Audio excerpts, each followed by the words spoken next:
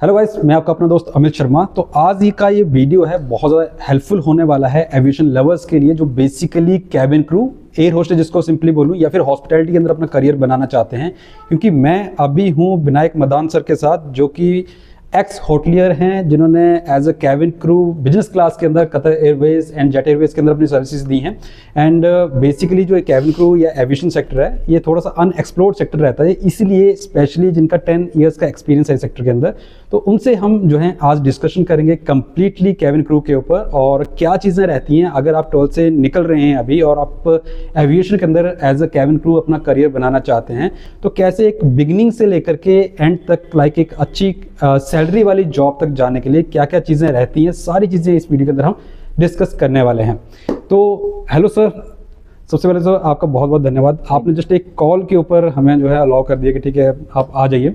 तो सर सबसे पहले तो मैं आपसे ये जानना चाहूँगा, आप अपने बारे में बताइए, बेसिकली आपका क्या बैकग्राउंड रहा है और जो आपका अभी तक का एक्सपीरियंस रहा है एज अ कैबिन क्रू या फिर सिंपली बोले तो हॉस्पिटैलिटी सेक्टर के अंदर। Okay, so first of all thank you so much. आपने एक चीज़ हाईलाइट करके और हमें एक बारी, क्योंकि ये टॉपिक इतना अच्छा था कि मैं अपने आप को रोक नहीं पाया। I wanted to take a call. मुझे लगा था कि नहीं, ये टॉपिक ऐसा है कि हम दिल्ली, मुंबई और बड़े बड़े शहरों में लोग ज़्यादा इंटरेस्टेड हैं करने में, बट मुझे लगा कि ये जो टॉपिक है ये छोटे शहरों में जैसे होशियारपुर, हिमाचल जैसे एरिया में अनएक्सप्लोर्ड है, जैसे आपने बहुत अच्छा वर्ड बोला। तो इसलिए मैंने मिनट नहीं लगाया, तो मैंने बात की। राइट, तो मेरा नाम है विनायक, जैसे आपने ऑलरेडी बताया हुआ है। मैं 2014 से काम कर रहा हूँ। I worked with JW married में अपनी जर्नी स्टार्ट की थी पहले होटल से। 1-1.5 साल वहाँ पे काम किया as a front office and I was a room controller. तो उसके बाद I got an opportunity Jet Airways में, मैंने काम स्टार्ट किया एज अ इकोनॉमी क्रू। तो स्लोली एंड स्टेडली फिर मैंने वहाँ पे 2.5 साल जॉब की। फिर मुझे इन्फोसिस से ऑफर आया। तो then I work with Infosys almost 1.5 years. फिर मैंने फिर कतर एयरवेज ज्वाइन किया for almost 2.5 years as a business class cabin crew. तो जर्नी अगर मैं आपको बताऊँ कि एविएशन में जर्नी, आप एक चीज़ याद रखना कि कभी भी आप प्लान करके कुछ नहीं कर सकते। जब आप एक बार आप दरवाज़ा खोलते हैं तो 4 दरवाजे अपने आप खुल जाते हैं। जैसे अब मैं होटल इंडस्ट्री में गया, अपने आप दरवाज़ा खोल दिया भगवान ने जेट एयरवेज का। तो आई फील कि कभी कभी कुछ चीज़ें होने देनी चाहिए। Go with the flow. आप एक चीज़ पकड़ लीजिए, you can go with the flow. तो अभी मैं करंटली यूट्यूब चैनल भी चलाता हूँ। I am a certified English as a second language trainer, और मैं कैरियर काउंसलर भी हूँ, और I am a certified life coach as well. तो सब कुछ ट्राई करता हूँ कि बच्चों को अच्छे से अच्छी इन्फॉर्मेशन मिले। ओके, आपको मैं एक और चीज़ बता दूं सर, जो है अपना कैबिन क्रू होने के साथ साथ अपना ऑनलाइन ट्रेनिंग्स भी देते हैं। साथ में इनका अपना होशियारपुर पंजाब के अंदर जो है ऑफलाइन इंस्टीट्यूशन भी है कैबिन क्रू एंड हॉस्पिटैलिटी का। तो बेसिकली अभी वहीं पे बैठे हुए हैं हम। तो सबसे पहले सर, जो अभी कैबिन क्रू के ऊपर ही आते हैं जी सर। तो सबसे पहले सिंपल वर्ड में आप थोड़ा सा एक्सप्लेन कीजिए कि कैबिन क्रू बेसिकली होता क्या है। और एक और मैं बीच में ऐड ऑन करना चाहूँगा, एयर होस्टेस, कैबिन क्रू, ये सेम टर्म्स हैं या अलग अलग हैं? ओके, सो अगर जैसे मैंने आपको बोला, छोटे शहरों में जहाँ पे अनएक्सप्लोर्ड चीज़ें हैं वहाँ पे हम ज़्यादातर हाईलाइट करते हैं एयर होस्टेस, बट बेसिकली लड़कियों के लिए एयर होस्टेस वर्ड यूज़ होता है। कैबिन क्रू भी सेम ही है। और एक और अलग वर्ड है, तो मैं आपको ऐड कर देता हूँ, एक फ्लाइट अटेंडेंट वर्ड होता है। जैसे हम थोड़ा थोड़ा बढ़ जाते हैं, थोड़े जैसे कहते होते हैं ना, जैसे हम थोड़े अमीर हो जाते हैं तो हम फ्लाइट अटेंडेंट यूज़ करना शुरू कर देते हैं। बट हम इन स्टार्टिंग हम एयर होस्टेस यूज़ करते हैं, फिर हम कैबिन क्रू की तरफ बढ़ते हैं, फिर हम फ्लाइट अटेंडेंट कहना शुरू करते हैं। तो ये बहुत सारी टर्म्स बिल्कुल सेम है, काम सेम है सभी का। एग्जैक्टली। ओके, अगर किसी को अभी ज्वाइन करना हो इसको, जी, आफ्टर 12th सिंपली मान के चलो, या आफ्टर ग्रेजुएशन कभी भी, मतलब राइट, तो बेसिकली क्या एलिजिबिलिटी रहता है और कैसे कैंडिडेट जो है इस सेक्टर को ज्वाइन कर सकते हैं? क्योंकि एविएशन सेक्टर में जाने से पहले ही सोचना पड़ता है कि जाएं या ना जाएं। ट्रू। तो बेसिकली कैसे इसका ज्वाइनिंग रहता है और एलिजिबिलिटी के ऊपर पहले बात करते हैं। ओके, सो अगर हम पहले इंडियन एयरलाइंस पे अगर हाईलाइट करें तो हमारे पास 2 ऑप्शंस हैं यहाँ पे। पहले तो लड़की लड़कों में भी बड़ा ऑप्शन है, क्योंकि लड़कियों को ज़्यादा लिया जाता है, और अनफॉर्चुनेटली कह सकते हैं लड़कों को नहीं लिया जा रहा अभी तक। बट देयर आर 2 एयरलाइंस, अभी अल हिंद एयर और एक आकाशा एयर, जो अभी आपको ले रही है।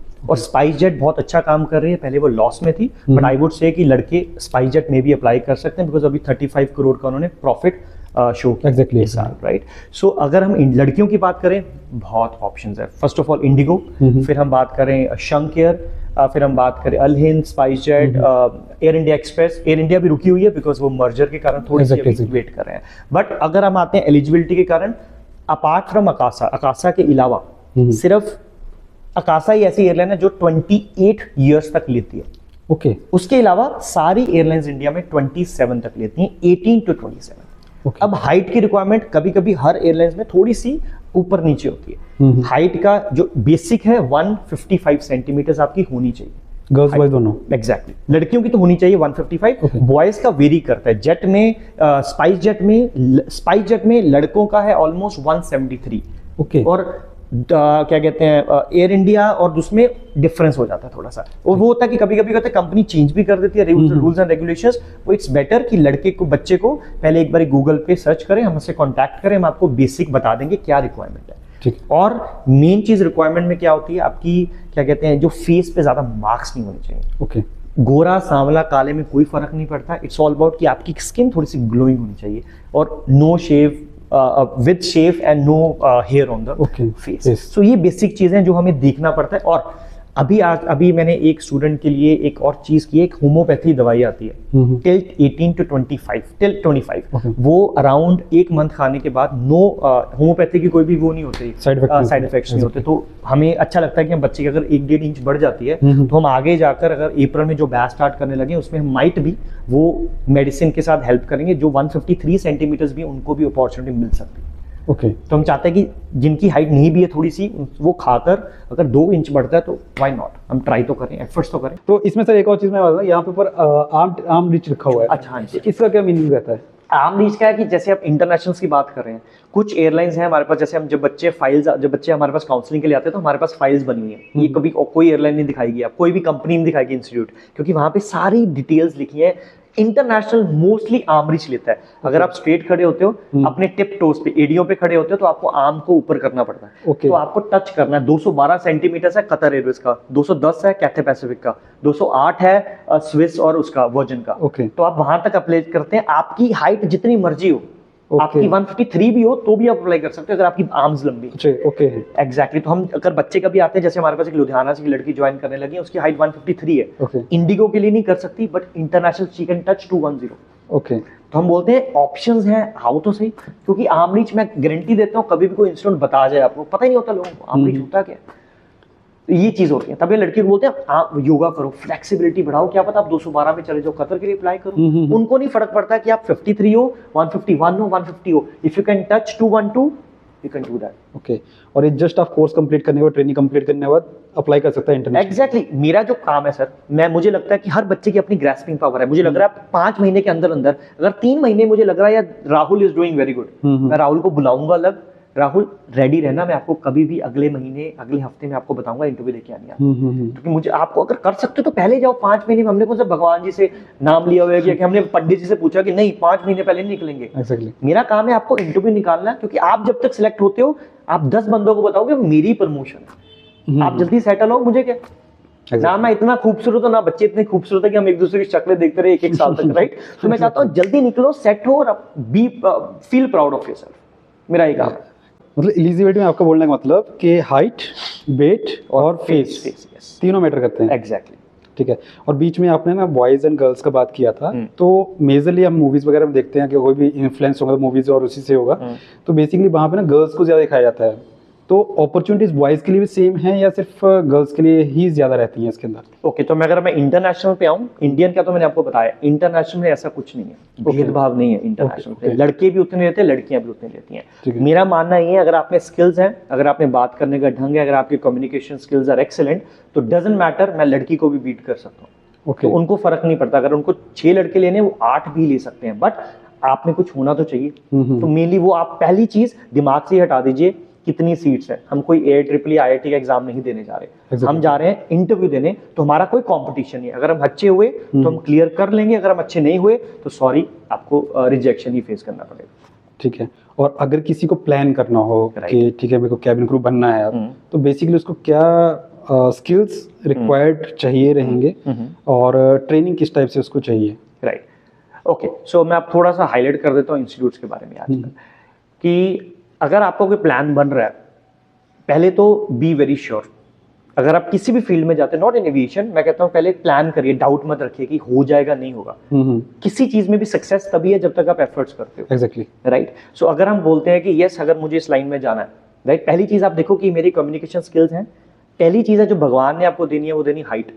और आपको फेस, वो मैं चेंज नहीं कर पाऊंगा। बट टॉकिंग अबाउट स्किल्स, वो आपके मैं कम्युनिकेशन अच्छे कर सकता हूँ, आपका कॉन्फिडेंस बहुत अच्छा कर सकता हूँ, वो मेरा काम है, राइट। मैनमेड चीजें ये मैं कर दूंगा, बट आपकी हाइट है वो चीजें वो भगवान नहीं हिला सकता। बट वो जो मैंने होम्योपैथी की बात की थी, वो भगवान का नाम लेकर हम ट्राई कर सकते हैं, राइट, एफर्ट्स कर सकते हैं, राइट। बट आपको मेक श्योर करना है कि आप पहले ये देखो कि मेरा माइंड फ्रेम बना हुआ है, करना है तो यस, तो करना है तो फिर आप हमारे पास आओगे तो मैं आपको पहले ये चीज बताऊंगा कि कॉन्फिडेंस, इंग्लिश लैंग्वेज एंड आप पॉजिटिव कितने हो, तभी। क्योंकि आप अगर कस्टमर को सर्व कर रहे हो तो अगर आप पॉजिटिव ही नहीं हो, अगर आप स्माइल ही नहीं है, तो आप कैसे, कस्टमर कैसे आपके पास हैप्पी होगा। सेम चीज अगर आप जाते हो रेस्टोरेंट में, फॉर रेस्टोरेंट में अगर आपको लग रहा है कि हाँ यार आपको कोई सर्व कर रहा है व्हाइट सॉस पास्ता और आप ऐसे फेस खराब करके बोल रहे हो, कोई पॉजिटिविटी क्या आप पसंद करोगे अगर आप फ्री में भी नहीं लोगे। तो मेरा मानना है कि positivity, English communication and the confidence is the most important thing अगर आप कोई इस फील्ड में जा रहे हैं। ओके, एंड अगर किसी को ज्वाइन करना है, हाँ जी, तो ज्वाइन करने के लिए उसको सिर्फ सर्टिफिकेशन, क्योंकि काफ़ी इंपॉर्टेंट क्वेश्चन है ये वाला, मैं इसलिए बताऊँ क्योंकि मैं एजुकेशन सेक्टर में काफ़ी पुराना हूँ जी। तो सिर्फ ग्रेजुएशन इसके अंदर मैटर करता है या नहीं करता है, या सिर्फ और सिर्फ कैंडिडेट सर्टिफिकेशन करके भी इस सेक्टर को ज्वाइन कर सकता है? अच्छा, तो ग्रेजुएशन के लिए, अगर ग्रेजुएशन आपने ग्रेजुएशन करनी है, बेटर है कर लीजिए। अगर आपको लगता नहीं करनी है भी, अगर आपको पहले अपनी लाइफ स्टेबिलिटी करनी है, तो सिर्फ इंडिया से बाहर 2 एयरलाइंस है, सिंगापुर एंड मलेशियन, जो ग्रेजुएशन मांगती है। ओके, अदरवाइज कोई ऐसी एयरलाइन है जो ग्रेजुएशन मांगती है। दूसरी चीज, सर्टिफिकेट्स और ग्रेजुएशन में सर बिल्कुल फर्क नहीं है। आप में, जैसे मैं आपको पहले बोला, जैसे आपने बहुत अच्छा क्वेश्चन पूछा, स्किल्स क्या होने चाहिए, स्किल्स के बेसिस पे सिलेक्शन होती है। आपको कोई नहीं पूछेगा कि आपने कहां से पढ़े हो, कोई नहीं पूछेगा आपने कहां से सर्टिफिकेशन किया है। जब आप बोलोगे उनको पता लग जाएगा this guy is very good और this girl is exceptionally well, ले लो, फर्क नहीं पड़ता। ओके, मतलब कुछ भी करके चला जाए, मतलब कोई फर्क नहीं पड़ता। अगर मैं सिंपली हम बात करूं कि अगर 12th के बाद डायरेक्टली कोई अप्लाई करना चाहे, तो एलिजिबिलिटी जो मतलब रिक्वायरमेंट जो आती है जी कंपनी की, तो वहां पे कुछ मेंशन नहीं होता कि 12th चाहिए, ग्रेजुएशन चाहिए, क्या चीज चाहिए, सिंपल उसके पास स्किल्स होने चाहिए। नहीं, अगर आप एयरलाइन के, जैसे फॉर एग्जांपल अगर मुझे इंडिगो में अप्लाई करना है एज अ गर्ल, तो मैं इंडिगो के कैरियर्स पे जाऊंगा, इंडिगो कैरियर्स चेक करूंगा, वहां पे लिखा होता है HSC, higher secondary education, okay, certification. वहां पे लिखा होता है BMI, वहां पे लिखा होता है हाइट। ओके, तो ये चीजें देखी जाती है, आप देखोगे अच्छा मैं इसमें एलिजिबल हूँ, इसमें एलिजिबल हूँ, तो कर लो। बट आपकी कमी क्या है, इंग्लिश। तो आप हमारे पास आओगे तो हम आपको बताएंगे, इंग्लिश पे इंप्रूव करेंगे हम आपके पहले 2 महीने। और चीज आपने बोला सर्टिफिकेशन, आजकल मैं आपका नाम नहीं लूंगा किसी चीज का, बट मैं आपको बता रहा हूँ कि ऐसे इंस्टीट्यूट हैं आजकल इंडिया में। मैं इसलिए कतर एयरवेज छोड़कर आया क्योंकि 11-11 महीने की ट्रेनिंग करवाई जा रही है। वो ऐसी चीजें करवाई जा रही हैं जिसकी जरूरत नहीं है, क्योंकि सेफ्टी, फर्स्ट एड, सर्विस, ये जो मेन पार्ट है वो आपको एयरलाइन खुद करवाती है, exactly as per the norms of the जो भी स्टैंडर्ड्स हैं। अगर इंडिया में करोगे उनके अपने स्टैंडर्ड हैं, अगर आप कतार, एमिरेट्स, जहां भी जाओगे उनके अपने स्टैंडर्ड्स हैं। तो मेरा जो एज अ काम है, I will work to groom your personality. आपकी पर्सनैलिटी अच्छी करनी है और आपको मैंने मार्केट में छोड़ देना है। मैं आपको क्यों करवाऊंगा, वो कंपनी का काम है। फॉर एग्जांपल अगर मैं छोटी एग्जांपल लेता हूं, अगर आप इंग्लिश ट्रेनर हो और मैं इंग्लिश ट्रेनर हूं, मैं आपकी एक कंपनी छोड़कर अपनी कंपनी में, आपकी कंपनी में आ रहा हूं, तो क्या आप मुझे ट्रेनिंग दोगे दोबारा? आप दोगे, क्योंकि आप चाहते हो कि मेरे स्टैंडर्ड से हिसाब से कर। क्योंकि एक अपना स्टैंडर्ड होता है कि अपने नॉर्म सेट होते हैं, सेम आपको सर्विस, सेफ्टी, फर्स्ट एड सब कुछ सिखाया जाएगा उनके स्टैंडर्ड के हिसाब से। तो हम सिर्फ 5 महीने का कोर्स करवाते हैं, तभी इंग्लिश, पर्सनालिटी, अपनी थ्योरी में 5 दिन बेसिक चीजें पता होनी चाहिए। व्हाट इज DGCA, IATA क्या है ना, फुल सर्विस एयरलाइन और लो कॉस्ट में फर्क क्या है, बच्चों को ये नहीं पता होता और फर्स्ट एड करने बैठ जाते हैं। और फिर प्रैक्टिकल का हम प्रैक्टिस करवाते हैं, 14 दिन की ट्रेनिंग होती है, ताकि बच्चे कस्टमर से बात तो करें। वो जो क्या कहते हैं पंजाबी में, मुझे पता नहीं हिमाचल में क्या बोलते हैं, पंजाबी में एक झांसा बोलते हैं कि यार डर लगता है ना, तो डर लगता है हमें कि यार नहीं मैं कैसे बात करूं इससे। तो वो हमने डर निकालना है। लास्ट में हम आपको इंटरनेशनल, डोमेस्टिक सारी इंटरव्यू की प्रिपरेशंस करवाएंगे, वो मेरा काम है। ओके, वो हमारा काम है। तो हम आपका टाइम वेस्ट नहीं करना चाहते। 4 महीने में इंटरव्यू प्रिपरेशन करो, निकलो और इंटरव्यू क्लियर करो, लाइफ सेट करो, दैट्स इट। मतलब आपका बोलने का मतलब कि अगर किसी भी बच्चे के सेक्टर के अंदर आना है, राइट, बेसिक जो उसकी ग्रूमिंग्स हैं वो कर ले, जो एग्जैक्टली रिक्वायरमेंट है किसी भी एयरलाइन का उसको कंप्लीट कर ले, बाकी इंटरव्यू में बैठे और जो ट्रेनिंग पार्ट रहता है वो सारा एयरलाइन का रहता है या कंपनी का, राइट, बिल्कुल सही, बिल्कुल सही। सिर्फ इतना सा काम होता है, ज्यादा वो सोचने का जरूरत नहीं, कंफ्यूज नहीं करना था। यस, एग्जैक्टली, इतना सा काम होता है, बिल्कुल सही बात। ठीक है। और जो आपने इसके अंदर जो डिग्री का बात किया, तो बीच में बात किया था सिंगापुर एयरलाइन और दूसरी, तो बेसिकली उनका क्या रिक्वायरमेंट, टूरिज्म से रिलेटेड या हॉस्पिटैलिटी से रिलेटेड डिग्री चाहिए, कोई भी डिग्री चाहिए? कोई भी डिग्री, कोई भी, जस्ट वांट टू ग्रेजुएट फर्क नहीं पड़ता आप कहाँ से करें, क्या करें। ओके तो हमें कोई फर्क नहीं पड़ता, बट अगर आप किसी का इंटरेस्ट ही इसी चीज में, तो बेटर है कि वो बीबीए कर ले एविएशन में, ताकि उसको मजा भी आया ना काम करने के। अगर मेरा इंटरेस्ट वहां पे है तो फिर ठीक है, क्योंकि मैकेनिकल इंजीनियरिंग करके इसमें जाना तो वो मजा नहीं आता। अब वही लाइन चुनो जिसमें आपका इंटरेस्ट भी है, टूरिज्म कर लो, ठीक है। तो इसमें कोई ऐसे कि मैंडेटरी चीज नहीं है सर कि जो मर्जी डिग्री कर लो। बेसिकली आपका कम्युनिकेशन अच्छा हो और ग्रूमिंग अच्छी हो, मतलब आपका पर्सनैलिटी वाइज, जी तो वही रहता है। तो बेसिक सिंपल सी चीज़ है एलिजिबिलिटी का, कि आपका सिंपल स्किल्स आपके पास होने चाहिए, बाकी कोई ज़्यादा हार्ड एंड फास्ट रूल नहीं है कि आपको इस सेक्टर के अंदर जाने के लिए बहुत सारे ये चीज़ें करने की ज़रूरत है। और नॉर्मली बेसिकली सिंपली बताऊँ तो ज़्यादा महंगे कोर्सेज भी नहीं है, ठीक है। अगर लंबे कोर्सेज के लिए जाते, मैं ये नहीं बोल रहा हूँ कि मतलब सस्ते वाले कोर्सेज करो, बट इंस्टीट्यूशन कोई भी चूज करना है तो बेसिकली एक सोच समझ के करना रहता है कि कहाँ पे आपका सही रहेगा फ्यूचर। यस, ठीक है। तो अभी नेक्स्ट हम आते हैं, एलिजिबिलिटी तो खैर हो गया, अभी बात करते हैं हम वर्क रिस्पॉन्सिबिलिटीज के ऊपर। ओके, अब ठीक है, किसी बच्चे ने कर लिया और उसको जॉब भी मिल गया, तो चैलेंजेस या सिंपल बोलें कि वर्क रिस्पॉन्सिबिलिटी ड्यूटीज क्या होती हैं किसी कैबिन क्रू की। अब नॉर्मली मैं बात करूँ, बीच में टोक रहा हूँ आपको। हाँ जी, हाँ जी।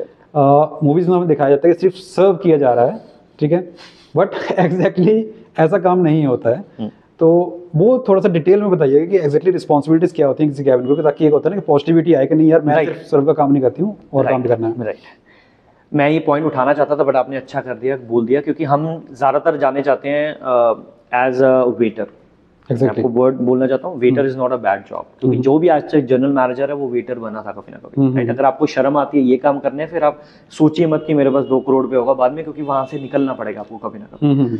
अब आती है बात रोल्स एंड रिस्पॉन्सिबिलिटीज। हमारे 3 रिस्पॉन्सिबिलिटीज होती हैं जो मेनली ये क्वेश्चन पूछा जाता है इंटरनेशनल एयरलाइंस में, what are the roles and responsibilities of a cabin crew. Okay, पहली एयरलाइन हमारी जो है सेफ्टी।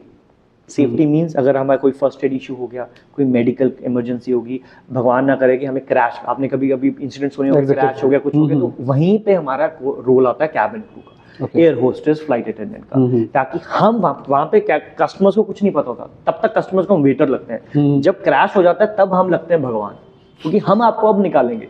Exactly, right. जब किसी की सांस फूल जाती है, किसी को एस्थमा प्रॉब्लम होती है, किसी को सीपीआर देना पड़ता है, किसी को हार्ट अटैक आ जाता है, हाइपर वेंटिलेशन, किसी को बीपी कम होता है, तब याद आती है कैबिन क्रू की। तब तक याद नहीं आती, तब तक हमें लगता है वेजिटेरियन, नॉन वेजिटेरियन। ये जो सर्विस पार्ट है सर, ये है कंपनी के रिलेटेड, कंपनी की मर्जी है। इंडिगो नहीं करवाती, इंडिगो का है बाय ऑन बोर्ड। अगर आप वहां जाओगे, अगर आपने एक्सपीरियंस किया, Indigo is a low cost airline. Indigo में अगर आप जाते हो, आप टिकट के पैसे देते हो, वहां पे आप सैंडविच खाना तो आप बाय कर लेते हो। अगर आप फुल सर्विस एयरलाइन में जाते हो, like air India, like international, तो मोस्टली वही होती है, ठीक है, जैसे विस्तारा थी, तो वहां पे आप खाने के साथ, खाने का बीच में मिलता है आपको, उसमें आपको फुल मील मिलता है, राइट। सो अब आपको ये देखना, ये चीजें कंपनी का है, service is a part of company. हमारा जस्ट उन्होंने एक्स्ट्रा हम सर्विस दे रहे हैं, क्योंकि हमारे घर खाना, हमारे घर वो होता है, जो आता है, कोई कस्टमर आता है, कोई अपने गेस्ट आता है, तो हमारा क्या है, वो एक हमने खाना दिया है, क्या दिया वो हमारी मर्जी है, बट हमारा जो मेन पार्ट है सेफ्टी और अपना क्या कहते हैं, सेफ्टी हो गया और हमारा सिक्योरिटी हो गया। सिक्योरिटी क्या होता है कि कोई भी अनजान व्यक्ति, कोई भी अनजान इंसान एयरक्राफ्ट में ना हो। अगर आपको लगता है आप, क्योंकि जब भी कोई फ्लाइट होती है, हमारा एक अनाउंसमेंट होता है, cabin crews please take a check. Check करते हैं हम प्रॉपर, सीट्स के नीचे ऊपर की कुछ ऐसा तो नहीं है, टू अवॉइड हाईजैक्स। कल को क्या होता है कि कोई बंदा गन, रिवॉल्वर कुछ भी छुपा के चला गया, अगला बंदा जो आया फ्लाइट पे, उसने वहीं से लेकर स्टार्टेड, तो हम पहले ही चीज चेक करते हैं। और इसमें एक नया चीज मैं आपको एडिशन बताता हूँ कस्टमर्स को, व्यूअर्स को, कि जब हम यूएसए की फ्लाइट पे जाते हैं, यूएसए में कैबिन क्रू कभी सिक्योरिटी नहीं करता। यूएसए की टीम अलग होती है सिक्योरिटी की, जो सिक्योरिटी करती है, क्योंकि उनके स्टैंडर्ड्स बहुत स्ट्रिक्ट है। क्या पता हम कुछ ऐसी चीज छोड़ दें, तो वो हम cabin crew can not enter जब तक सिक्योरिटी नहीं होती, वी विल वेट तब तक। तो ये सीन है हमारा। जो मेन क्या है, सेफ्टी हो गया सर, सिक्योरिटी हो गया और सर्विस। 3 मेन पार्ट्स है, सेफ्टी, सिक्योरिटी और सर्विस। तो सिंपली मैं भी यही चीज बोलता हूँ कि कैबिन का मेन काम है, जो हवा में पैसेंजर्स हैं, जब प्लेन हवा में है, उस टाइम पे पैसेंजर्स का टेक केयर करना, उनकी सेफ्टी का, सिक्योरिटी का, वो काम रहता है कैबिन क्रू का। और मेरे एक फ्रेंड ने काफी अच्छी बात बोली थी कि 45 मिनट का टाइम पीरियड होता है, उसके अंदर पूरे पैसेंजर्स को इवैक्यूएट करना, और किसी भी पोजीशन के अंदर, मतलब पूरे 90 सेकंड्स में इवैक्यूएट करना। हाँ, ये मैं आपको करेक्ट करता हूँ। जो भी एक फ्लाइट इंसिडेंट हुआ था, अगर आप व्यूअर्स अगर चेक कर पाए, तिरुवनंतपुरम से एमिरेट्स की फ्लाइट थी, दुबई में क्रैश हुई थी, तो 90 सेकंड्स मिलते हैं आपको हर कस्टमर को इवैक्यूएट करना okay using 50% of the doors. आपको 50% डोर्स खोलने पड़ेंगे। ओके ये स्टैंडर्ड 90, क्योंकि आप जो टाइम बोल रहे हो वो हो ही नहीं सकता इतना, वो तो फट जाएगा। अगर आग लगी हो तो फट जाएगा। 90 सेकेंड्स, 1.5 मिनट अगर आपको शॉर्ट बोलो तो मतलब आपको उसमें मेनली क्या होता है, बैग्स के बिना आपको धक्का मारना होता है कस्टमर को, गेट आउट फास्ट, बिकॉज उसके बाद क्रू ने भी भागना है। क्योंकि जब अगर आप सर्च कर सकते हैं, व्यूअर्स अगर आप कमेंट कर सकते हैं, बाद में बता सकते हैं कि तिरुवनंतपुरम के बाद एक बंदे की मौत हुई थी वहाँ पे। वो था सेफ्टी के लिए बंदा था, सारे बंदे निकल गए थे बाहर, सारे लोग बाहर निकल गए थे, पर जो आग बुझाते हैं फायर फाइटर्स, उसमें एक बंदा कर रहा था एंड एक blasted. So 90 seconds using half number of doors होता है एयरक्राफ्ट। ओके, तो अभी मतलब कैबिन, अब कैबिन क्रू पता लग रहा होगा, पता लगा होगा कैबिन क्रू एग्जैक्टली क्या है। बात आसान है। बिल्कुल। चलो अभी मैं एक और चीज़ के ऊपर आता हूँ यहीं पे। तो जैसे फ्लाइट डिले होती हैं, अभी आए दिन आ रहा है न्यूज़पेपर के फ्लाइट डिले हुई और पैसेंजर जो हैं वो बेसिकली एयरपोर्ट या फिर सिंपली बोला एयरलाइन स्टाफ के ऊपर जो है वो बात कर रहे हैं, ये झगड़ रहे हैं, सारी चीज़ें कर रहे हैं। तो क्या वो भी कैबिन क्रू का ही काम है या वो कैबिन क्रू ही होते हैं या फिर कोई एयरपोर्ट स्टाफ अलग होता है? ओके, सो अगर हम बात करेंगे, जैसे अभी बहुत इंसिडेंट्स होते हैं, ये होते रहते हैं, अगर जहाँ पे इंडिया जैसे देश में कुछ ना कुछ होता रहेगा, ठीक है। सो पहली चीज़ तो हमारा जो पेशेंस लेवल है कस्टमर्स का, जो हमारा हॉस्पिटैलिटी का लेवल है इंडिया का, बहुत नेक्स्ट लेवल है। क्योंकि हमारी इतनी एक्सपेक्टेशंस हाई हैं। अगर आप सोचिए, अगर आप रेस्टोरेंट में एक टेबल भी लेते हो, हमें लगता है we are the owners, we say ओए कम हियर, तो हमें लगता है कि वी आर द बॉस। तो वहाँ पे भी ऐसे लगता है, क्योंकि वहाँ पे डिपार्टमेंट कौन सा आ जाता है, ground staff, airport staff. Okay, उसमें कैबिन क्रू नहीं होता। एक और चीज मैं आपको एडिशन कर देता हूँ, जब तक जहाज के दरवाजे खुले हो और जब तक जैसे बोर्डिंग हो रही है, कस्टमर आ रहे हैं, तब तक कोई भी इश्यू होता है, cabin crew will not handle. Cabin crew ground staff को बुलाकर लेके आएगा, ग्राउंड स्टाफ देखेगा। जब दरवाजे बंद हो गए, देन द वर्क स्टार्ट्स, तब हम कस्टमर के साथ प्रॉपर प्रॉब्लम इश्यू सॉल्व करें, बिकॉज हमारे पास ऑप्शन नहीं है। तो चीखने चिल्लाने वाला काम देखता है ग्राउंड स्टाफ। चीखते तो कस्टमर अंदर भी हैं, बट वो अलग सिस्टम हो जाता है। But it's all about coordination. Okay, it's all about coordination. तो ग्राउंड स्टाफ एंड दो मेन पार्ट होते हैं, ground staff and cabin crew. मतलब वो बेसिकली कैबिन क्रू वाला पार्ट नहीं होता। अगर एयरलाइन मतलब जहाज के अंदर हो रही है चीज़, वो कैबिन क्रू की रिस्पॉन्सिबिलिटी होती है। ठीक है, चलो टास्क वगैरह सारे हो गए, किस टाइप के टास्क करते हैं और सारी चीज़ें करते हैं। अगर मैं नॉर्मली बात करूँ अभी कि ठीक है, किसी बच्चे ने इस सेक्टर के अंदर आना है जी, तो किस टाइप का इंस्टीट्यूशन, ट्रेनिंग या फिर ट्रेनिंग इंस्टीट्यूशन फॉर एग्जांपल उसको देखना चाहिए? बेसिकली किसी इंस्टीट्यूशन में क्या चीज़ें देखनी चाहिए कि जिस सेक्टर के अंदर इसको इस करियर बनवा सके वो? ओके, सो मेरे पास 6 साल का एक्सपीरियंस है, ऑनलाइन में पढ़ा रहा हूँ बच्चों को, ठीक है। तो मैंने जो देखा है कि जितने बच्चे मेरे पास रोक कर आते हैं, एक होता है कि हम क्या सुनना चाहते हैं एज इंडियन, जॉब लग जाएगी। एग्जैक्टली। अगर मैं भी जाऊँ, हमारे माँ बाप के बोलते हैं यार कॉलेज में पढ़ना है, जॉब लग जाएगी। अब मैंने तो आपको फंसाना है, मैं तो बोलूंगा क्या आप 3 साल बाद मुझे पकड़ लोगे? वही काउंसलर आप पकड़ नहीं सकते बात। एग्जैक्टली। इसीलिए मैंने अपनी जॉब छोड़ी है। रीजन क्या है कि हम बहुत फेक प्रोमिसेस में फंस जाते हैं। आप जो सुनना चाहते हैं वो बोल देता है, आपको लगता है यही भगवान है, यही सब कुछ है, ये मेरा कर्मदाता है, मेरे माँ बाप भी कुछ नहीं है। क्यों? क्योंकि ये तो जॉब लगवा देगा। आप सोचिए, वो 20,000 वाला बंदा आपको जॉब लगवा देगा, वो क्यों नहीं जॉब लगा अभी तक? क्वेश्चन करिए अपने आप को, पूछिए कि यार क्या ये वो काबिल है कि मुझे जॉब लगा देगा? मुझे कभी कभी कॉल आते हैं फेक, सर हमारे, मैं इंसिडेंट्स का नाम नहीं लूंगा, मुझे कॉल आया कि हमारे ना ऐसे इंटरव्यू है, आप आ जाइए। मैंने कहा ब्रदर, आपने इंटरव्यू क्लियर क्यों नहीं किया? आप दूसरे को क्यों बोल रहे हैं? आप 15,000 में जॉब क्यों कर रहे हैं? आप भी जाइए फिर। अगर आप ले सकते हो तो आप दूसरों को बोल सकते हो, then you also go first. तो आपका पहला क्वेश्चन होना चाहिए, हम आजकल न्यूज़ के जनरेशन है हमारे पास, अगर हम डांस कर सकते हैं रील पे, तो हम ये भी क्वेश्चन कर सकते हैं अपने आप को, माँ बाप को, कि पापा मुझे नहीं लगता ये मुझे बना देगा कुछ। क्यों? क्योंकि उसने खुद नहीं किया। अब इसमें एक और पॉइंट आता है, मुझे बच्चे कहते हैं कि सर इसने 15 साल जॉब की है। वेरी गुड, अच्छी बात है, एयरलाइंस में। अब वो 15 साल वाली लेडी या जेंट्स आपको सिखा सकता है सर्विस, क्योंकि वो 15 साल के दौरान, क्या सर आपके हिसाब से उसने कोई इंटरव्यू दिया? नहीं दिया। उसको कैसे पता अभी 15 साल में क्या चल रहा है? Exactly. एक्सपीरियंस कैसा है कैसा नहीं है, ये आपको जज करना है। और मेरे पास ऐसे बड़े लोगों के ऑफर आ चुके हैं कि हम बच्चे, आप 2.5 लाख रुपए लीजिए, हम बच्चों को निकलवा देंगे। मुझे नहीं करना ऐसा काम। बच्चे की हैसियत होगी तो निकल जाएगा, नहीं होगी तो 2 नंबर में कितनी देर फंसाएंगे बच्चे को। तो गाइस, एक चीज मैं आपको बताना चाहता हूँ कि आपको मेक श्योर करना है कि 2 नंबर वाले इंस्टीट्यूट्स पे कभी नहीं पढ़ना। इस सर को मैं बता रहा हूँ कि सर को भी पता लगे कि आजकल बहुत फ्रॉड है, हम नेम नहीं लेंगे, we don't want to get into all this, but आजकल आप जो सुनना चाहते हो बहुत ईजी है कहना, बट वो काउंसलर आपको क्या 2 साल बाद मिलेगी वहीं पर? नहीं मिलेगी। क्या पता वो जॉब छोड़ दे, क्या पता उसकी बदली हो जाए, कहाँ से ढूंढ लोगे आप उसको? एग्जैक्टली। तो मेरा जो काम है कि मेरा काम है कि भाई आप मेरे पास आ रहे हो, मैं आपको प्रॉमिस करता हूँ आपको बेटर पर्सनालिटी बनाकर भेजूंगा, ये मेरा प्रॉमिस है। क्योंकि आप देखिए कि मैंने सर बिजनेस बनाया, आज मैं पूछूं कि सर मेरा बिजनेस चल पड़ेगा, can you take the guarantee? No. How can I take that guarantee कि आपकी जॉब लग जाएगी? क्या पता बच्चा 2 दिन पढ़े, 10वें दिन ना पढ़े। तो आपको डेडिकेटेड रहना है कि सर आप मुझे बस तैयार कर दो, मैं इंटरव्यू में खुद निकाल लूंगा। सो मेन चीज आपका कि आपको जो देखना है एक्सपीरियंस, आपको देखना है उसने क्या लाइफ में किया, कहां से क्या किया। क्या उसने फ्रेंचाइजी तो नहीं ली? उसको तो पता ही नहीं एविएशन का। मेरे पास तो पैसा, मैंने एविएशन रख दी। उसके पास तो टारगेट्स हैं, हमारे पास टारगेट्स नहीं है। हमने बच्चे को करना है कि अगर मेरे पास 9 बच्चे 9 के 9 निकल जाए, फ्यूचर सेट हो जाए, यही हमारी प्रमोशन है। एग्जैक्टली। तो बच्चे को ये देखना है कि क्या उसमें काबिलियत है हमें सिलेक्ट होने की, करने की कि नहीं। Come back then. और दूसरी बात, हमेशा बोलते रहेंगे सीट्स कम है, कम है, कम है। कभी भी इंस्टीट्यूट में सीट्स कम नहीं होती। ये कोई गवर्नमेंट जॉब्स नहीं है कि सीट भर जाएंगी, ये जस्ट आपको पागल बनाने वाला सिनेरियो होता है। तो मैं आपको नाम नहीं लेता, आप खुद से आने हो। अगर आप इंस्टाग्राम पे अकाउंट बना सकते हो, यूट्यूब पे अकाउंट बना सकते हो, आपको ये भी पता है मैं किसकी बात कर रहा हूँ। तो आप ये देखिए कि आपको कहाँ जाना है, कोई आपको गाइड नहीं कर सकता गलत, जब तक आप नहीं चाहते कि हमें कोई फंसाए। तो मेरा ये मानना है कि प्लीज बच्चों को थोड़ा सा देखना चाहिए। गूगल यूज करें, विकिपीडिया यूज करें, सर्च करो कितनी जॉब्स लगाई उन्होंने, मेरा ही कैसे निकाल देंगे। और मेरी बात करवाओ।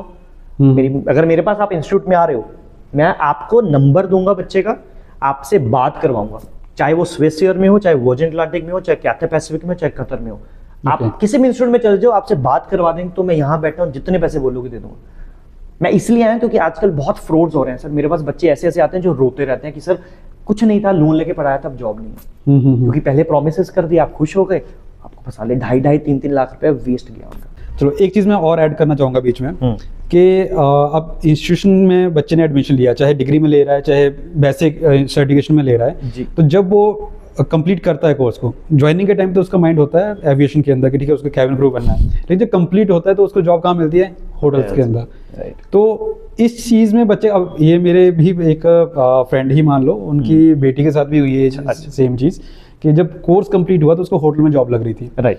तो वो उसने नहीं करा, उन्होंने मेरे को अप्रोच करा कि कहीं हैं लिंक्स तो करवा दो। बट अनफॉर्चुनेटली सेक्टर के अंदर ऐसा रहता है कि एंट्री करना थोड़ा सा मुश्किल रहता है। तो लास्ट में फिर उन्होंने ग्रेजुएशन करके MBA करके अभी बैंक में जॉब कर रही हैं। Oh my God।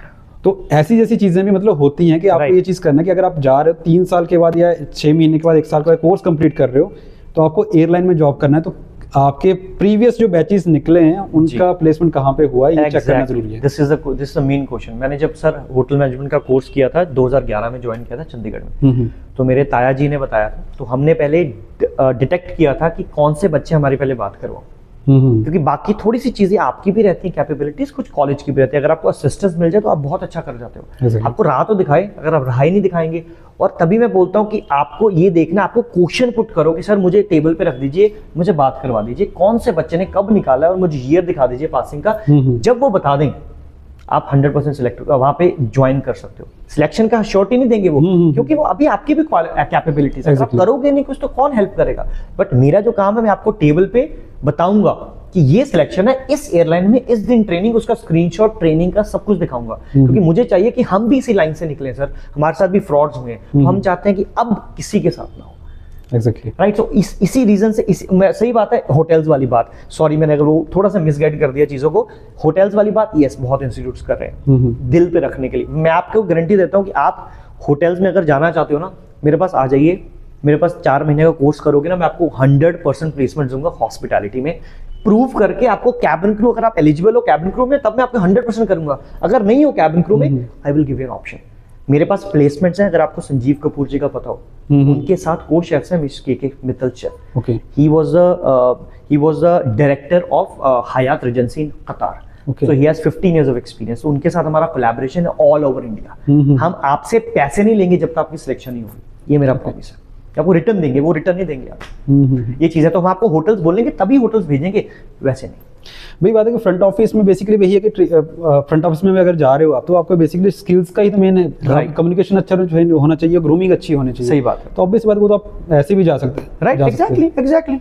बिल्कुल सही बात है। कस्टमर हैंडलिंग आपको आनी चाहिए, वो बाकी ट्रेनिंग तो शायद हॉटलाइन के अंदर भी मिलती है। राइट, वो बट मेनली क्या होता है, अगर आपके पास सर्टिफिकेशन नहीं है तो बहुत कम होता है चांसेस जाने के। ओके, डिग्री करके जाना मिल जाएगा, बट अगर आपको 3 साल नहीं वेस्ट करना, आप लो we have a small certification of 6 months, अगर आप लोगे, आपको रिटर्न में दूंगा as a owner, I am saying I don't have any targets, हमारे पास टारगेट्स नहीं है। हम अगर आ रहा है बच्चा तो हम बोलेंगे भाई तेरा इसमें हो जाएगा, ये मेरा रिटर्न देता हूँ, उसके बाद आप उस कंपनी को पे करोगे, हमें कुछ नहीं करना।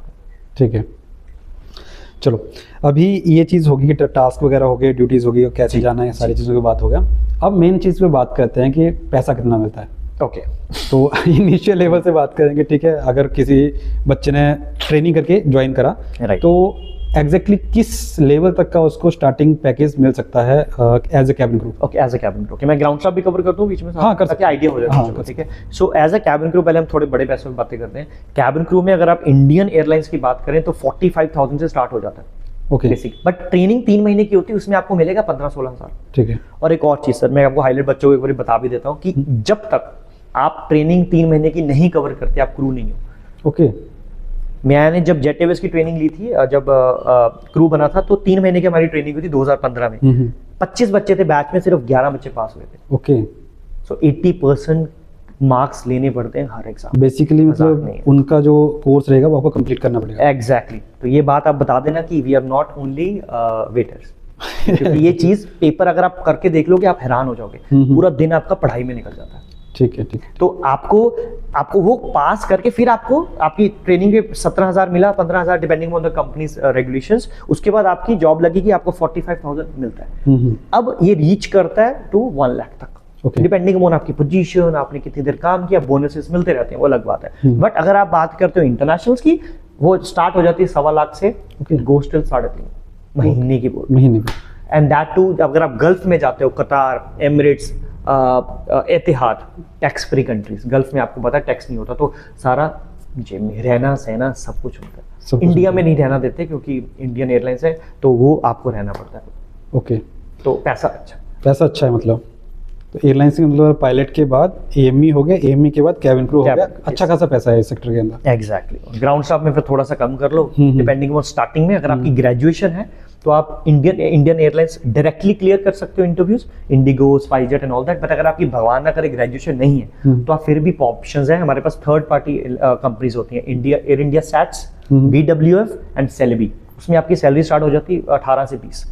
आप स्टार्ट करने में कोई खराबी नहीं है। उसके बाद आप सीधा इंटरनेशनल कतर एयरवेज में जा सकते हो एज ए ग्राउंड स्टाफ भी। ग्राउंड स्टाफ बहुत अच्छी अपॉर्चुनिटीज है, करने वाला हो बहुत जॉब्स है। ठीक है, तो अब ग्राउंड स्टाफ का बात करें तो इसका भी साथ के साथ इंक्लूड कर ही दो। प्लीज। बेसिकली ग्राउंड स्टाफ में किसी को जाना है तो सेम एलिजिबिलिटी क्राइटेरिया है या कुछ अलग रहता है? ओके, और स्टार्टिंग सैलरी वगैरह भी आप मैंने और बता दी। हाँ जी।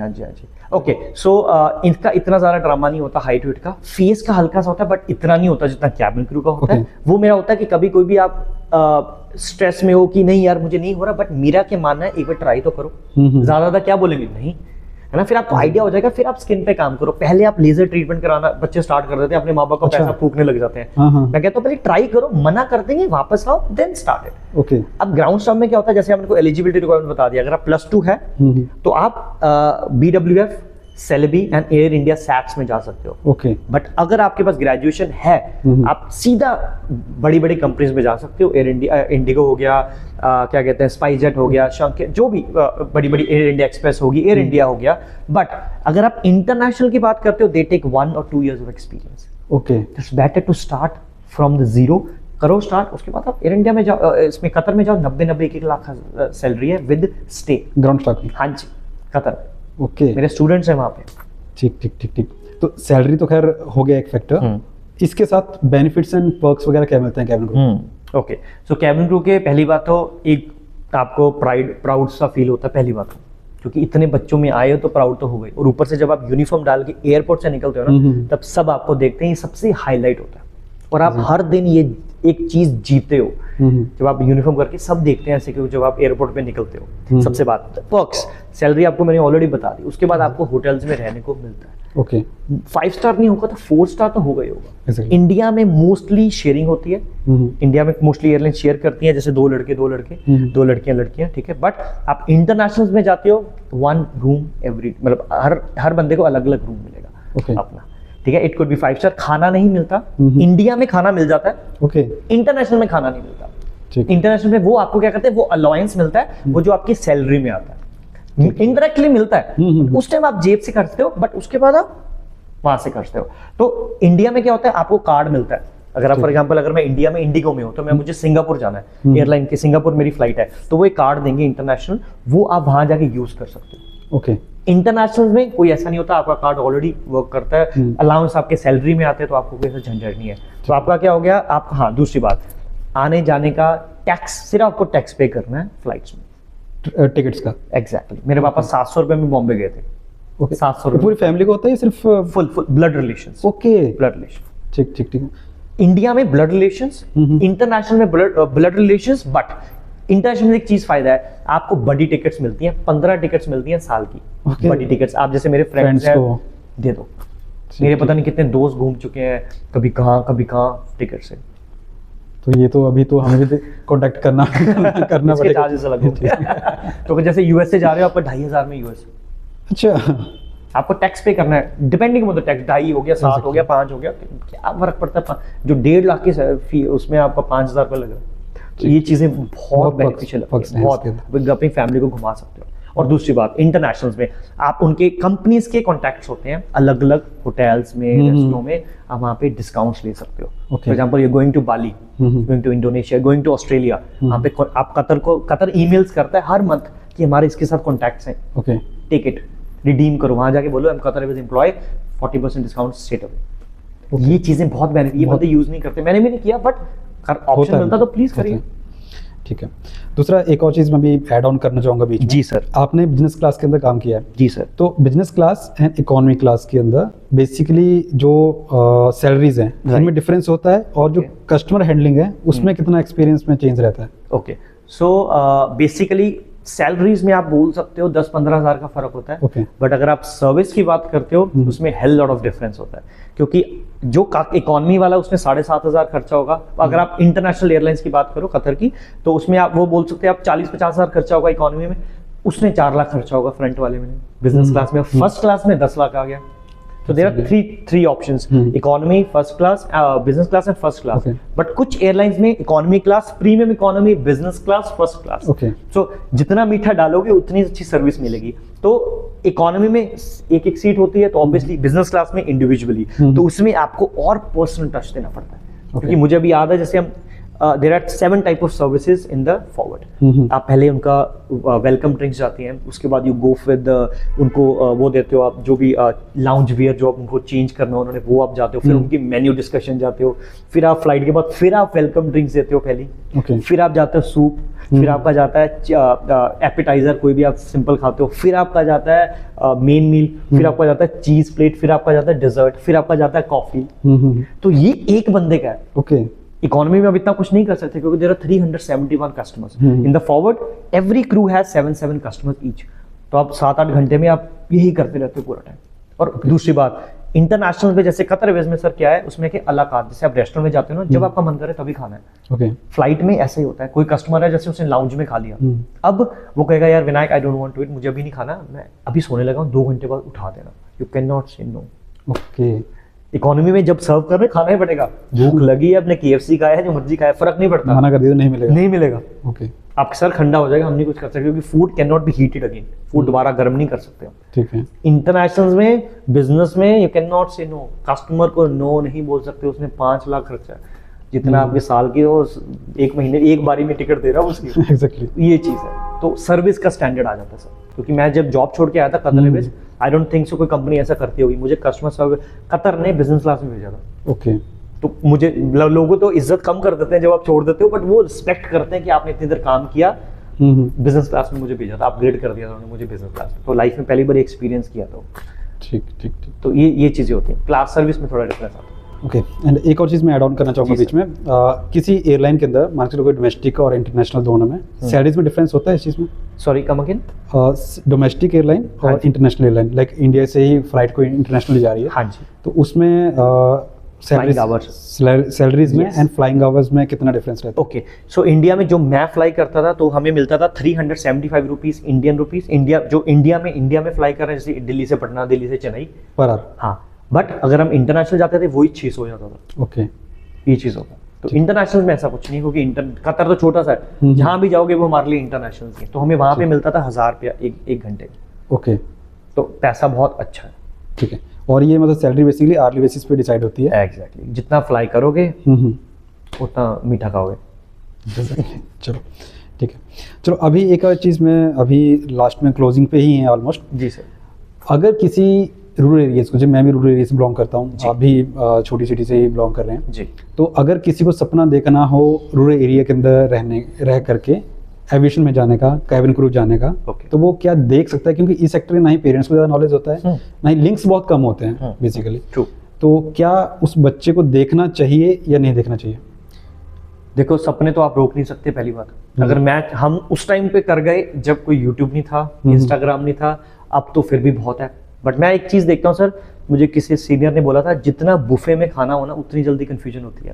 अगर आपके पास पनीर पड़ा हो तो आपको ज़्यादा टेंशन नहीं होगी, जब पनीर के साथ आपको चाप, या फिर आप कंफ्यूज ना, खाना भी खराब होता है। Exactly. अब इतने ऑप्शंस हैं हमारे पास, हम फंस जाते हैं। दूसरी बात, जब तक आप कंपनी में किसी भी इंस्टीट्यूट जाकर क्वेश्चन नहीं करोगे, सपना देखो बट आप क्वेश्चन भी करो। आपने कह दिया तो कह दिया, ठीक है जी ठीक है, बट वहीं फंसते हैं। फिर हम कहते हैं हमारे साथ फ्रॉड हो गया। जितना भी देखो सर, रूरल एरियाज इस ज़्यादा कंपनी ज़्यादा किसको टारगेट करती हैं? ऐसी सिटीज। Exactly. क्योंकि हमें नॉलेज नहीं है। नॉलेज कैसे आएगी? Search about it. सर्च करके। अगर मुझे लगता है कि मैंने कैबिन क्रू बनना है, सर्च अबाउट इट। आपका हाथ है, चलाओ। चैट में तो हमारा टाइम चलता है, बट हम अपने लिए कुछ नहीं कर रहे। देखो यूट्यूब वीडियोस, मेरा यूट्यूब चैनल है डू इट माय वे के नाम से, सर्च करो, देखो सारी इंफॉर्मेशन वहां पे क्या है। Exactly. तो मेरा कहेगी सपना देखो, पर सपने को पूरा करने के लिए अंधविश्वास में मत चले जाओ। अगर किसी ने बोल दिया ठीक है जॉब दे देगा, ठीक है दे देगा, बट आप मुझे दिखाइए आपने कितनी जॉब्स दी हैं, आप अभी करंटली क्या कर रहे हैं, आप मुझे इंप्रूव करने के लिए क्या करोगे। सर आप मेरे से फॉर एग्जांपल, मैं सर 50,000 रुपये लेता हूँ महीने का, 5 महीने का, और लोग लेते हैं 2.5 लाख रुपया। और वो क्या करते हैं, पहले ही ले लेते हैं ताकि उनको पता कि बाद में गड़बड़ हो जाएगी, बच्चे निकल जाएंगे, फिर कैसे पकड़ेंगे। मेरी आदत क्या है, मैं बोलता हूँ आप 4 किस्तों में दो, 10-10-10, क्योंकि मुझे है कॉन्फिडेंस, बच्चा कहीं नहीं जाएगा। आप कहो कि सर मैं दूंगा 20,000 रुपया, मुझे 2 महीने में डिफरेंस दिखेगा तो मैं आपको और एक्स्ट्रा दे दूंगा। डिफरेंस तो दिखाओ। Exactly. तो बच्चों को बोलो कि आप एक बार क्वेश्चन करना स्टार्ट करिए। जो बड़े बड़े फेक इंस्टीट्यूट्स है ना, डर जाएंगे। हम खुद ही मासूम हो जाते हैं, हमें नहीं पता। आप बोलो कि मैं सर्च करके आया हूँ जी, जब आप बोलोगे ये क्वेश्चन, Exactly. आप खुद हैरान हो जाओगे। मेरा सर एक स्टूडेंट है, मैं जस्ट लास्ट टाइम बोलूँगा, एक इंस्टीट्यूट का नाम नहीं लूंगा, उन्होंने मुझे कॉन्फ्रेंस पे लिया था एंड मैं उनका फादर बन के बात कर रहा था। लेडी काउंसलर थी, उन्होंने बोला, मेरा जो स्टूडेंट था उसने बोला कि मैम मैं ना क्रू बनना चाहता हूँ। तो वो कहते नहीं, आप इंटरनेशनल नहीं जा सकते, इंटरनेशनल बनने के लिए आप डोमेस्टिक में आपको 800 घंटे फ्लाई करना पड़ेगा, और ये रूल पायलट्स के लिए वैलिड है। तो मैंने उनको बोला, मैं कहा जी फादर हूँ मैं उनका, तो मुझे बताइए कहाँ पे लिखा है। तो उन्होंने बोला ये गूगल पे लिखा है। मैंने कहा मैम जो गूगल पे होता है वो हम ही लिखते हैं। लिखा है हमने मैंने अपनी कंपनी का कि वो हम ही लिखते हैं, बट प्रॉब्लम क्या है कि हम कुछ बंदे मान जाते हैं, बट मानना क्यों, आप मुझे रिटर्न दो। वो लड़की ने, मेरे पास वॉइस रिकॉर्डिंग है सर, तो उस लड़की ने फोन काट दिया, क्योंकि उसकी गलती नहीं है, उसको जितना बताया गया उसने बता दिया। तो वो कंपनी का नाम है डीजीसीए। डीजीसीए कभी रूल नहीं निकाल सकती। DGCA directorate general of civil aviation. Civil aviation is authority जो हमें रन करती है सिविल एविएशन को। वो तो उन्होंने बोला ही नहीं कभी भी आज तक। अगर आपकी हैसियत है जाइए इंटरनेशनल। तो ये चीज, ये थोड़ी सी प्रॉब्लम है कि हम क्वेश्चन नहीं करते। एग्जैक्टली। और डीजीसीए को वैसे मैं पूछने ही वाला था, प्लीज कैबिन क्रू के लिए डीजीसीए का कोई रिक्वायरमेंट रहता है कि डीजीसीए के अंदर कुछ भी मतलब होना चाहिए रजिस्ट्रेशन है समथिंग, या नहीं? ये कंपनी का काम है। कंपनी का काम है। हाँ, डीजीसीए का एग्जाम होता है जो मैंने आपको बोला, 3 महीने की ट्रेनिंग है, उसमें लास्ट एग्जाम डीजीसीए का होगा। ओके। वो जो पढ़ाया गया उसी के बेसिस डीजीसीए ही लेता है वो? यस, डीजीसीए के इंस्ट्रक्टर्स आपके यहाँ लेने, इज इट कैपेबल, तभी वो लाइसेंस बनता है आपका फ्लाइंग। ओके ओके, तो बात वहीं पे आ गई ना, पायलट बनना है, एएमई बनना है, एटीसी बनना है, कुछ भी करना है, आपको डीजीसीए का एग्जाम देना पड़ेगा। बट वो कंपनी का काम है, हमारा कोई, हमें कहीं नहीं भागना। वो अपना करवाएंगे, अपना जो भी करवाना है, आपको बस पढ़ने पे ध्यान देना। ये चीज़ शायद और यहीं पे एक्सप्लोर हुई है, आई डोंट थिंक कहीं पे इस चीज़ के बारे में है कि डीजीसी लास्ट एग्जाम लेता है। एग्जैक्ट, ठीक है, तो बेसिकली आपको प्रेपरेशन उसी तरीके से करना रहता है। तो लास्ट में अभी इस बात करते हैं कि ठीक है, करियर प्रोग्रेस क्या रहता है, मतलब इनिशियल लेवल से कहाँ से शुरू करता है और लास्ट लेवल तक कहाँ तक जा सकता है ओके। एक कैबिन क्रू। तो इसमें दो टाइप के क्वेश्चन आंसर्स आ जाते हैं, इंटरनेशनल और डोमेस्टिक। क्योंकि डोमेस्टिक में आप स्टार्ट करते हो एज अ क्रू, ठीक है, और आप जैसे क्रू स्टार्ट करते हो डिपेंडिंग व्हाट एयरलाइन की अब एक हायरार्की होती है। इंडिया में जैसे इंडिगो मेन एयरलाइन में, उसका एग्जांपल लेता हूँ, उसके बाद आप लीड बनते हो, लीड क्रू जो हेड होती है फ्लाइट की, ठीक है, ये बहुत छोटी छोटी हायरार्की है। बट आप जब इंटरनेशनल में जाते हो वहाँ पे हायरार्की बहुत बड़ी आ जाती है। जैसे मैंने पहले बनता है F2 बनता है, वो होता है इकोनॉमी क्रू। उसके बाद आप बनते हो F1, वो होता है बिजनेस क्लास जो मैं था। उसके बाद आप बनते हो CS कैबिन सुपरवाइजर, जो इकोनॉमी को हेड करता है। फिर आप उसके बाद बनते हो CSD कैबिन सीनियर डायरेक्टर, जो पूरी फ्लाइट को हेड करता है। उसके बाद आते हैं चेकर्स, उसके बाद आते हैं जो हमारे परफॉर्मेंस मैनेजर्स होते हैं। तो हायरार्की बहुत बड़ी है। अगर आप बड़ी एयरलाइंस में जाते हो, lot of options to explore and आप बहुत अच्छी लाइफ जी सकते हो। जैसे कतर में सीनियर पोजीशन पे बहुत बनते हैं हमारे इंडियंस बहुत ज़्यादा मैनेजमेंट में, क्योंकि अच्छी लाइफ है वहाँ पे, टैक्स फ्री है, कोई नहीं आता वापस। तो वहाँ पे hierarchy company to company vary करती है। बट इंटरनेशनल में बीइंग बिगर ऑर्गेनाइजेशन, वहाँ पे अपॉर्चुनिटीज भी बड़ी हैं, बट टाइम भी बहुत लगता है। वो चीज़ भी है। तो अगर सिंपली एक चीज़ बोलूँ तो फॉर एग्जांपल हम एयरबस 320 फैमिली की बात करें, राइट। तो अगर मान लो किसी पैसेंजर एयरक्राफ्ट का 250 का वो कैपेसिटी है, तो उसमें कितना कैबिन क्रू रहेगा? जो 320 होता है उसमें ऑलमोस्ट कैपेसिटी होता है 171 कैबिन क्रू का। यस, नो कस्टमर्स का जो बोइंग जो जिसे बोलते हैं हम नैरो बॉडी एयरक्राफ्ट, ठीक है, उसमें ये होता है, ठीक है, तो उसमें 4 होते हैं। ओके, उसमें 4 होते हैं। बट अभी एयरलाइन टू एयरलाइन डिपेंड है, वो 4 क्रू देती हैं लड़कियां। जेट में 5 भी होते थे, 6 भी होते थे। ओके, अभी एयरलाइन टू एयरलाइन डिपेंड है, उनके अपने रूल्स रेगुलेशंस है। बट हर डोर पे एक क्रू होना चाहिए। यू कैन नॉट फ्लाई एक विदाउट क्रू जिसमें डोर हो, क्योंकि जब मैंने आपको बोला था वो क्रैश हो गया तो 90 सेकंड्स वाला वहां पे गेम आता है। तो क्रू ही नहीं होगा तो दरवाजा कौन खोलेगा? तो ये चीज। और अभी जैसे इंडिया के ऑर्डर्स गए हुए हैं प्लेन्स के, राइट, तो अप्रोक्सीमेटली आने वाले 10 साल में लगभग 1500 एयरक्राफ्ट इंडिया में आने वाले हैं। यस। और एयरपोर्ट भी जो एक्सपेंशन पे चला हुआ है, जैसे हिमाचल वाला एयरपोर्ट भी अभी एक्सपेंशन पे है, पंजाब में भी एयरपोर्ट आ रहा है नए वाला। तो उसके चलते मतलब आने वाले 10 साल में ये सेक्टर बहुत बूम कर रहा है जी, और स्टेबल होने में लगभग 10-15 साल इसको लग जाएंगे अभी आराम से। तो अभी अगर बच्चा को ज्वाइन करता है इस सेक्टर को, हाँ जी, तो ऑब्वियस ही बात है कि ग्रोथ है उसकी। क्योंकि अभी दिल्ली में भी जो नया एयरक्राफ्ट खुला है जेवर के अंदर, हाँ एग्जैक्टली, तो वहाँ पे भी एमिरेट्स ने फाइनल कर दिया, वहाँ पे 8 to 9 रनवेज हैं, एमिरेट्स ने ऑलरेडी फाइनल कर दिया। अब बॉम्बे का T1 दोबारा वो रेनोवेट हो रहा है, हाँ, नवी मुंबई का हो रहा है, दिल्ली में बन रहे हैं। तो अपॉर्चुनिटीज हैं, हमें दिखती नहीं है, हमें बहुत चीजें। भाई ये गवर्नमेंट ऑफ इंडिया का यही प्लानिंग है, बार-बार बोलता हूँ कि गवर्नमेंट ऑफ इंडिया प्लानिंग है कि इंडिया को एविएशन हब बनाना है बाय 2027। एग्जैक्टली। तो एविएशन हब बनेगा तो ऑब्वियस बात है वो नेशनल इंटरनेशनल दोनों ऑप्शंस मिलने वाले हैं। Exactly, true. सारी कंपनियां इंडिया में तभी भाग रही हैं हमारी। एग्जैक्टली, जॉब्स हैं सर, अपॉर्चुनिटीज है। सो गाइस, ये था हमारा छोटा सा डिस्कशन, छोटा के काफ़ी लंबा हो गया सर के साथ। बहुत इंफॉर्मेटिव एंड हेल्पफुल कन्वर्सेशन हमारा हुआ विनायक सर के साथ। एंड बेसिकली जितने भी कैबिन क्रू के क्वेश्चंस मेरे माइंड में थे वो सारे सर मैंने पूछ लिए। अगर आपके माइंड में अभी कोई क्वेश्चन रह जाता है, डिस्क्रिप्शन के अंदर या कॉन्टैक्ट फॉर्म के अंदर आप फिलअप कर सकते हो, या फिर सिंपली कमेंट बॉक्स के अंदर मेंशन कर सकते हो। So thank you so much sir, again आपने टाइम दिया और एक खूबसूरत सा ये पॉडकास्ट बोल लो या फिर सिंपली इंफॉर्मेशन स्टूडेंट्स का शेयर किया। Thank you so much. So guys, मैं मिलता हूँ आप लोगों के साथ नेक्स्ट वीडियो के अंदर। अगर आपको ये वीडियो इन्फॉर्मेटिव लगा हो या हेल्पफुल लगा हो तो शेयर जरूर कीजिएगा, वीडियो को पसंद आया तो लाइक कीजिएगा। और सर का भी यूट्यूब चैनल है डू इट माई वे के नाम से, वो आप सर्च कर लीजिएगा, या फिर इंस्टाग्राम के ऊपर आपका कंप्लीट प्रोफाइल देख सकते हो सर का, सेम ही नाम से है। तो वहाँ पे बेसिकली सर एक्टिविटीज सारी चीज़ें डालते रहते हैं, तो कंटिन्यू कर सकते हो वहाँ से। एंड मैं मिलता हूँ आप लोग सर नेक्स्ट वीडियो के अंदर। टिल देन, जय हिंद।